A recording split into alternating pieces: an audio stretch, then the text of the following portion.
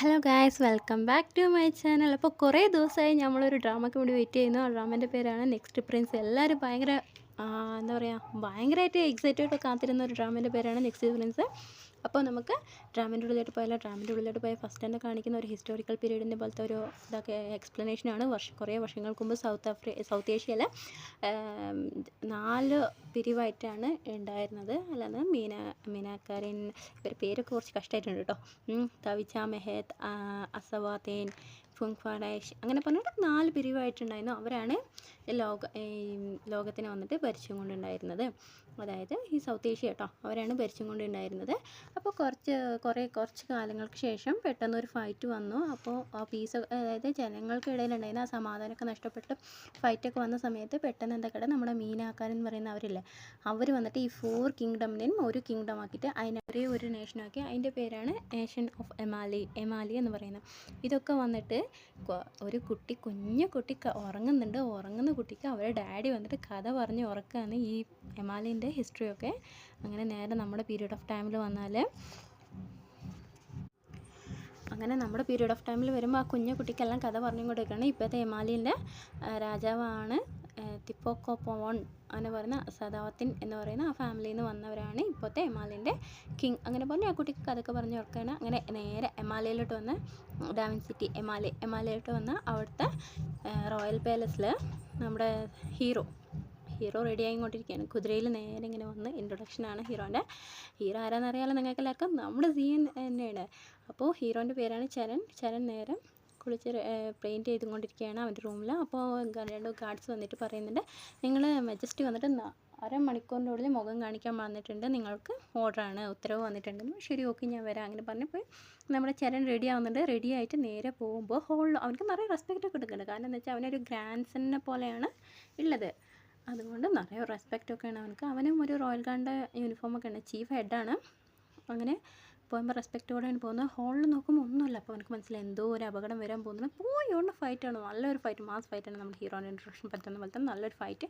ആ ഫൈറ്റ് കഴിയുമ്പോൾ കറക്റ്റ് നമ്മുടെ രാജാവ് ഇറങ്ങി വരുന്നുണ്ട്. രാജാവ് ചോദിക്കുന്നുണ്ട്, എന്താ ഞാൻ നിന്നെ ടെസ്റ്റ് ചെയ്തതിൽ നിനക്ക് വല്ല സങ്കടമുണ്ടോ എന്ന് ചോദിക്കുന്നത്. അപ്പോൾ ഇല്ല, നിങ്ങൾക്ക് എന്നെ ടെസ്റ്റ് ചെയ്യാൻ ആഗ്രഹം ഉണ്ടെങ്കിൽ നിങ്ങൾക്ക് എന്നെ ടെസ്റ്റ് ചെയ്യാമല്ലോ രാജാവേ, അങ്ങൻ്റെ മനസ്സിലെന്താണോ അതേപോലെ ചെയ്ത് തീർക്കുന്നതല്ലേ ഞാനുള്ളത് അങ്ങനെ ചോദിക്കും. അപ്പോൾ ഇതാരാണെന്നറിയോ, ഇതാണ് പുതിയ ഇൻസ്പെക്ടർ, അങ്ങനെ പറയും. ശരി, ഓക്കെ അങ്ങനെ പറഞ്ഞാൽ അവരോട് പോകാൻ പറഞ്ഞിട്ട് ചരണിനോട് പറയും, എനിക്കൊരു കോഫി കുടിക്കാൻ തോന്നുന്നു, നീ എൻ്റെ കൂടെ വരുമോ, സമ്മറല്ലേ, നല്ലൊരു ടീ കുടിച്ചാൽ നല്ല ഉണ്ടാവില്ലേ അങ്ങനെ ചോദിച്ചിട്ട് നമ്മുടെ ചരണിനെ അവിടെ നിന്ന് കൂട്ടിയിട്ട് പോകുന്നുണ്ട്. എന്നിട്ട് പറയുന്നുണ്ട് ചരണിനോട്, മജസ്റ്റി പറയുന്നുണ്ട്, നീ എനിക്ക് വന്നിട്ട് റെസ്പെക്റ്റ് ഒന്നും തരണ്ട, കാരണം എനിക്ക് ഫ്രീ ആയിട്ട് സംസാരിക്കാൻ പറ്റുന്ന ഒരേ ഒരു ഗ്രാൻഡ് നീ മാത്രമാണ്. എനിക്ക് പുതിയതായിട്ടുള്ള ടീ ഒക്കെ ട്രൈ ചെയ്യാൻ തോന്നുന്നുണ്ട്, എന്താ നിൻ്റെ അഭിപ്രായം ചോദിക്കും. മജസ്റ്റി, നിങ്ങൾക്ക് എന്ത് തോന്നുന്നു അത് നിങ്ങൾ ട്രൈ ചെയ്യാമല്ലോ. ഞാൻ ചോദിക്കും, ഇല്ല എന്നാലും പറ, എനിക്ക് നിന്നോടെല്ലാം പറയാൻ പറ്റുമോ, ഞാൻ ഒറ്റയ്ക്കിരുന്ന് ഈ ജീവിതം ഇങ്ങനെ തീർന്നു പോകുന്ന പോലെ ഉണ്ട്, നീ എന്തെങ്കിലും ഒന്ന് പറ അങ്ങനെ പറയാം. അപ്പോൾ നമ്മുടെ ചാനൽ ചോദിക്കും, നിങ്ങൾക്ക് ചുമലിങ്ങാണോ ഒലിങ്ങാണോ ഏതാ വേണ്ടത് എന്ന് ചോദിക്കും.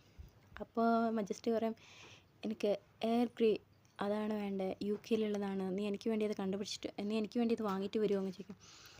അതായത് എന്തോ ഒരു അതിൻ്റെ ഉള്ളിലൊരു ഒരു ഹിഡൻ വേർഡ് ഒളിപ്പിച്ചിട്ടാണ് നമ്മുടെ മജസ്റ്റി പറയുന്നത്. പെട്ടെന്ന് തന്നെ നമ്മുടെ ചരണിന് മനസ്സിലായപ്പോൾ ചരൺ പറയും, നിങ്ങൾക്ക് വേണ്ടി ഞാൻ എന്തും തന്നെ ചെയ്യും മജസ്റ്റി അങ്ങനെ പറയും.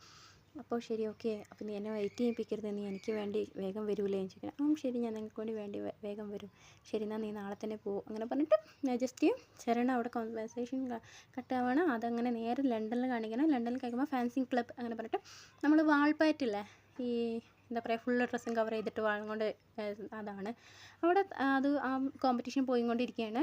അപ്പോൾ 2 പേരും അവിടെ ഫൈറ്റ് ചെയ്തുകൊണ്ടിരിക്കുകയാണ്. 2 ടീമിൻ്റെ ആൾക്കാരും ഭയങ്കര ശ്രദ്ധിച്ച് നോക്കുന്നുണ്ട്. അപ്പോൾ ടീം ഭയങ്കര വീക്കായിട്ടാണ്, ഇങ്ങനെയൊരാളാണ് നല്ല പോയിൻറ്റ്സിലുള്ളത്. അപ്പോൾ ഇവരെന്താ ചെയ്യുക, ശരി, ഓക്കെ, അടിക്കുന്നു. അപ്പോൾ അങ്ങനെ പറയുമ്പോൾ ഈ യെല്ലോ ഗ്രൂപ്പിലുള്ള ആൾക്കാർക്ക് ഭയങ്കര പോയിൻറ്റ് കമ്മിയോ, റെഡ് ഗ്രൂപ്പിലുള്ളവർക്ക് പോയിൻറ്റ് അധികമാണ്. അപ്പോൾ ഒരു 1 മിനിറ്റ് ബ്രേക്ക് കിട്ടിയതിന് ശേഷം നമ്മുടെ കോച്ച് യെല്ലോ ഗ്രൂപ്പിൽ ഉള്ള ആളെ വിളിക്കുകയാണ്. അതാണ് നമ്മുടെ സെക്കൻഡ് ഹീറോ, നമ്മുടെ ന്യൂ ആണത്. അവൻ്റെ പേരാണ് കെനത്ത് അസവാത്ത്. ഓക്കെ, വരാൻ മനസ്സിലായില്ല, അതാണ്. അപ്പോൾ നമുക്ക് ബാക്കിയുള്ള ഡീറ്റെയിൽ പറഞ്ഞുതരാം കേട്ടോ. അപ്പോൾ വന്നിട്ട് നീ പറയുന്നത്, നീ മെല്ലെ സ്ലോ ആയിട്ട് ഇപ്പോൾ നീ റിലാക്സ് ആയി അങ്ങനെ പറഞ്ഞ് കോച്ച് അഡ്വൈസ് ചെയ്യുന്നത്. അതേപോലെ പോകുന്നുണ്ട്, ജയിക്കുന്നുണ്ട്. ജയിച്ച് വരുമ്പോൾ എല്ലാ ഒരു ജഡ്ജായിട്ട് വരുന്നത് ഹിസ്റ്ററിയിൽ തന്നെ വലിയ ഒരു ഇതാണ്. എമാലിനെ റെപ്രസെൻ്റ് ചെയ്തിട്ടാണ് കെനത്ത് വന്നിട്ട് കോമ്പറ്റീഷനിൽ പാർട്ടിസിപ്പേറ്റ് ചെയ്തിരുന്ന വലിയ വിക്ടറിയാണ്. അടുത്ത റൗണ്ടിലോട്ട് നിങ്ങൾ ജയിച്ചു അങ്ങനെ പറഞ്ഞ് ഭയങ്കരമായിട്ട് സപ്പോർട്ട് ചെയ്യുന്നുണ്ട്. അങ്ങനെ ഇതൊക്കെ കഴിഞ്ഞ് എന്താ പറയുക, എല്ലാവരും അഭിനന്ദനങ്ങളൊക്കെ കഴിഞ്ഞ് നമ്മുടെ കെനത്ത് വന്ന് റൂമിൽ പോയി റെഡി ആവാൻ പോവുകയാണ്. അപ്പോൾ അങ്ങനെ തന്നെ എല്ലാവരും ആരോ ഒരാൾ ഫോളോ ചെയ്യുന്ന പോലെ തന്നെ ഒരു ഫീലിംഗ്. കാരണം എന്താ വെച്ചാൽ നമ്മുടെ ചരൺ ആ ഗ്രൂപ്പിലുണ്ടായിരുന്നല്ലോ ഓഡിയൻസിലായിട്ട്. അപ്പോൾ നമുക്ക് നമ്മുടെ ചരൺ തന്നെയാണ് ഫോളോ ചെയ്യുന്നത്. പക്ഷേ അത് കെനത്തിന് അറിയില്ലല്ലോ. കെനത്ത് വന്നിട്ട് വേഗം നടന്നു പോകണം. അപ്പോൾ പെട്ടെന്ന് അവൻ്റെ ഓപ്പോസിറ്റിൽ ഒരു ഫ്രണ്ട് വരുന്നുണ്ട്. എന്താ നീ ഇങ്ങനെ ഇരിക്കുന്നതെന്ന്, വേഗം തന്നെ പാർട്ടി ഉണ്ടെന്ന് വരില്ല.